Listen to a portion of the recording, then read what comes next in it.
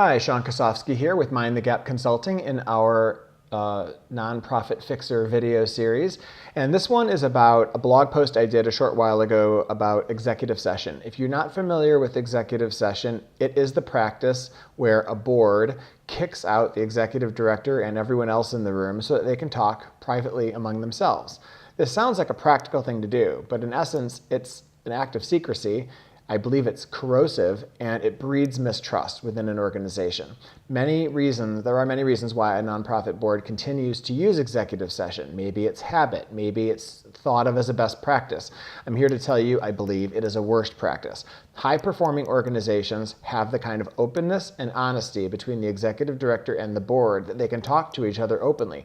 If the board wants to share that they're concerned about performance or performance of the organization or anything, they should be able to say it right to the executive director's face.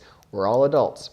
The only times you should be using executive session are when you're dealing with a severe performance problem of the executive director or at the compensation and review stage. If the ED is coming up for their review for their salary or compensation or bonus, that's the time to be pulling in executive session and talking privately. But it should not be a regular occurring thing, and it certainly shouldn't be monthly. Again, kicking the executive director out of the room only makes them worry and fret that they're being gossiped about.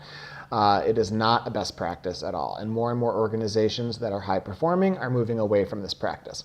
So I'm a big believer that good things grow in the light. We need to let more light in, less secrecy, less darkness, less of this practice of throwing people out of the room.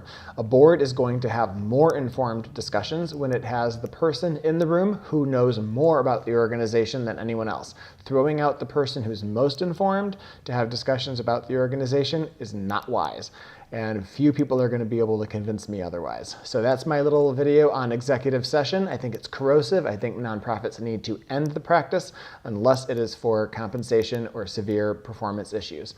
So check out more at the blog post about this at the website down below and share this with your friends. Thanks so much.